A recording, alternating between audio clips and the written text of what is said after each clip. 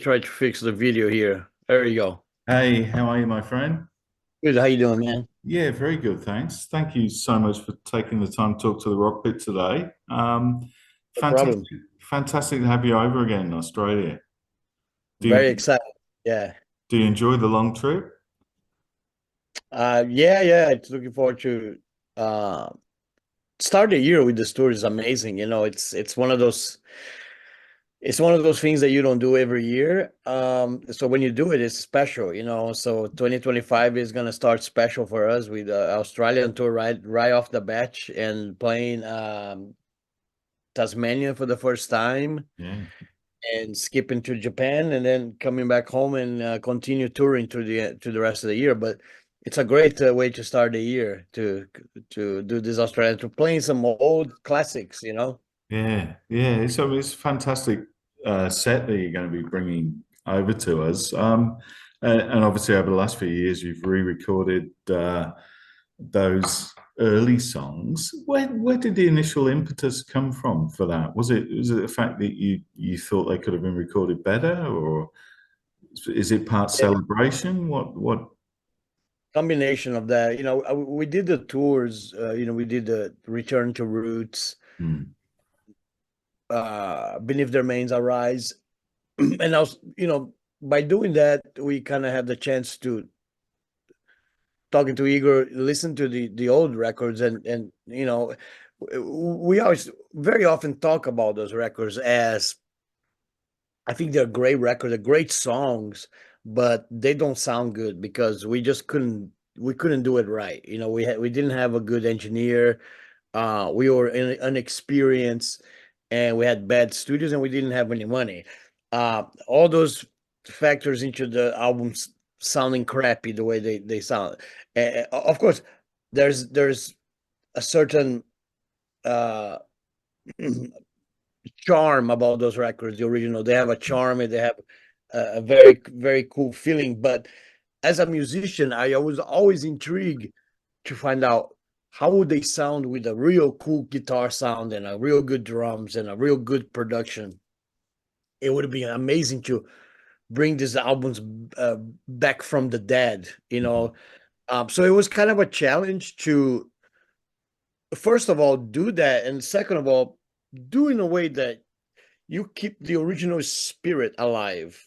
So the aggression from the original, it's all there in the record. We didn't change that. In fact, we didn't change the songwriting at all. I didn't change one riff. Yeah. Everything is exactly the same as it was, just played better and recorded better. So I think if you want to compare, it's kind of like if you had an old car and you put a new motor in it. It's still an old car, but it's got a brand new engine in it. Yeah. That's a great way to describe it. I think I read or saw somewhere that you called it nostalgic brutality, which I thought was a fantastic way of describing the new stuff. That's true. That's very true. That's like because it's exactly that. It's like even playing live many, many times, I get flashbacks when I look at Igor, and I just remember being a kid in Brazil and playing those songs with him when we were 13, 14, 15 years old. So we get these flashbacks and nostalgic feelings, and together with the brutality of the song, because they're brutal records, that's the beginning of extreme metal. We were right there on the edge of this new music called extreme metal. It was bursting out of the underground, and it was us and Battery and Hellhammer, and Slayer and Venom, and it was exciting to be part of this new music, new form of music. And now we get to do it. 40 years later, we get to celebrate that. It's incredible. Yeah. So, what do you think? I mean, one of the wonderful things about it, of course, is that new fans are going to get to enjoy the records who might not have even heard them first time round. Hopefully, loads of parents are going to be taking their kids to a few shows. What do you want? What do you want the old fans, the old school fans who love those records, to get out of the new stuff? Is it just a better sonic experience? No, I think it's similar to. I'll even say compared to my own son that plays in the band. Mhm. he discovered these albums himself, and he is the one that came to me and say, it's a lot of fun to play this material, man. You know, you wrote some crazy shit when you're young. You know, you wrote some wild riffs and some wild songs, and um, I think to experience that with the fans is a bit similar to that. You know, like it's a new generation that not just understands where it comes from, but they want to be part of it. They weren't, a lot of them were not there in the 80s when we were making these things, but that doesn't mean that they cannot enjoy it. You know, they can, and they will. And a lot of them is, you know, I meet a lot of fans with the come with the father comes with the son, and a lot of times the father is a Sepultura fan and the son is a Soulfly fan. And I always mention to the father, say, you better be showing your son some of my old shit, you know, because that's some good stuff in there, and vice versa. I'll tell the son, you better show your dad some of my new Soulfly stuff. That's really good too, you know. So it goes both ways, but it's really cool to you just see the generations of metal, you know. This, you know, it's metal is the kind of music where you don't really hear somebody say, "Oh yeah, I was into metal in the summer of 2019 and I don't like it anymore." You know, it's not like that. Life, yeah. It's for life, man. Once you're into metal, it's you can't get out. It's like mafia. But it's great, you know. I love that feeling, and I love that you get both. You get like old guys coming to the shows, and we get young kids that never thought they would be able to see this. And this is the closest thing you get to being in 1990, 1983. Almost like this show is like some kind of time machine, you know, like you go back in time with it.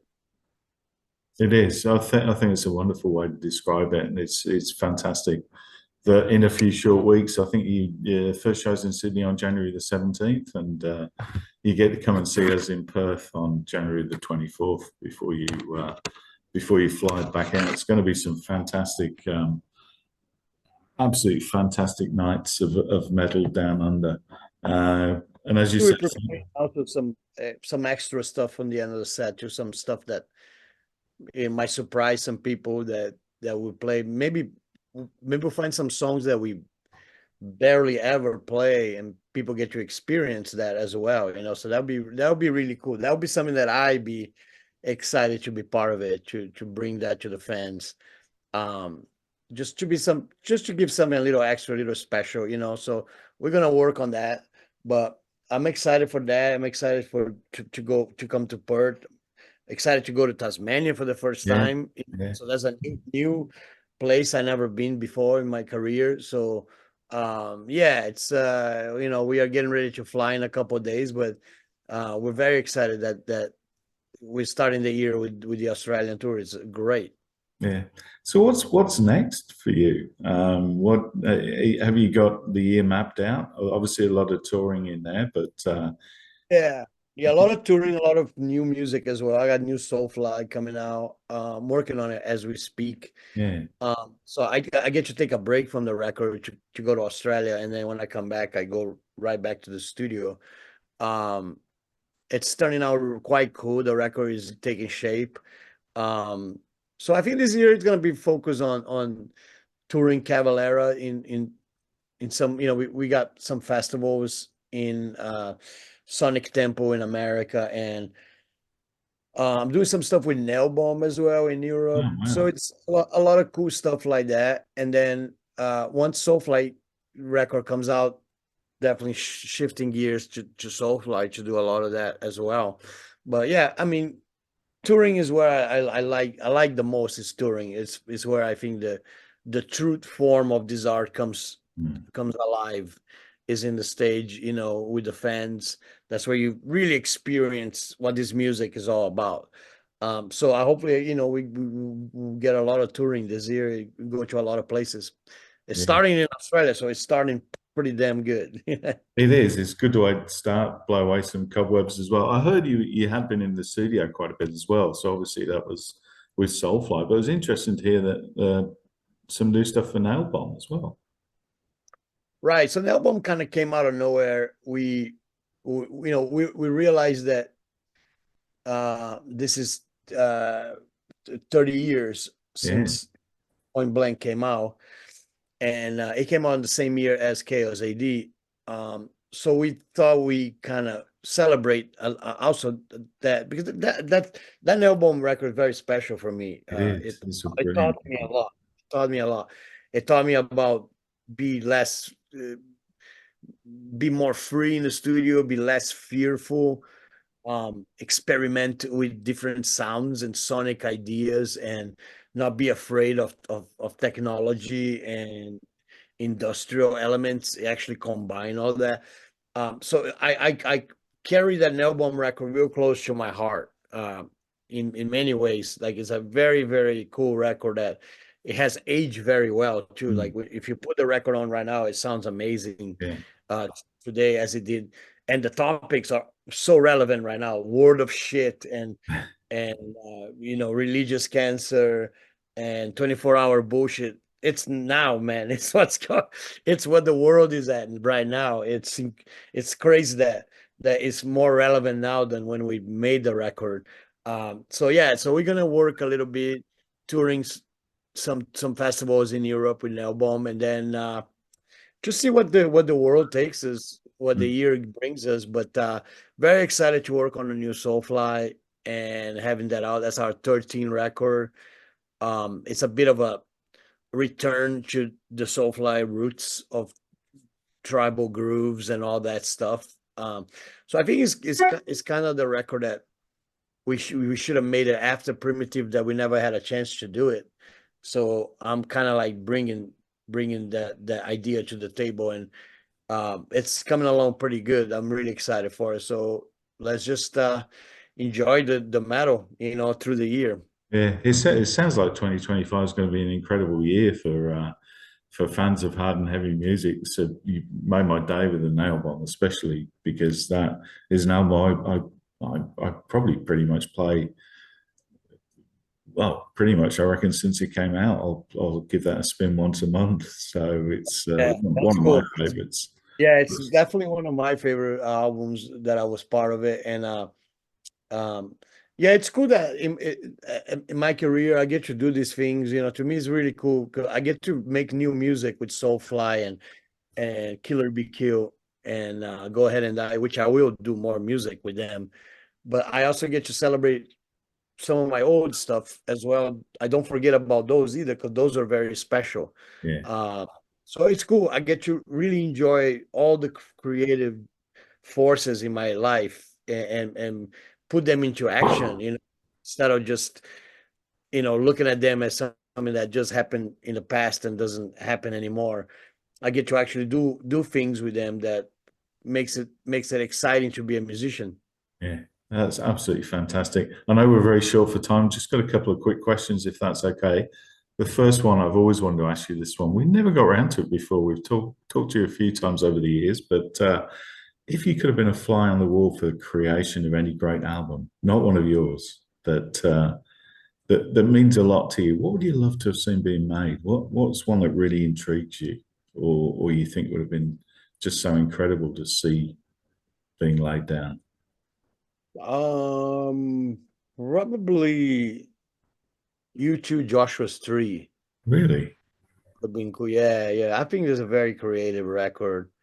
I think it's a really, I think it was a cool time in rock rock music, and they were experimenting with all these different ideas, and I like that adventure.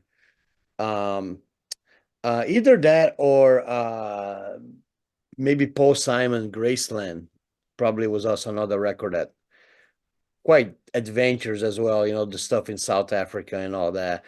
Um, I read a lot about it and I seen documentaries about it, but it would have been cool to actually be a fly on the wall and Yeah, be there to see how they made those incredible records.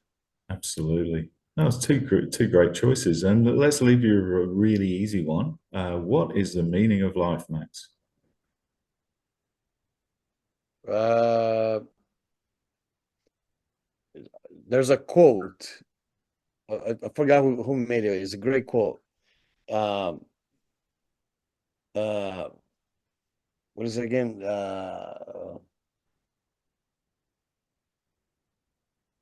Learn as you're going to live forever, live as if you're going to die tomorrow. That's fantastic. I love that. I love that quote because it's great. That's sums up life, I think, to me. You live and learning all the time. It's an amazing thing. I think it is. Yeah, wonderful. It'll be wonderful to see you in a few short weeks. Take care of yourself, my friend, and safe All right. travels. Take care. All the best, my friend. Thanks, Max.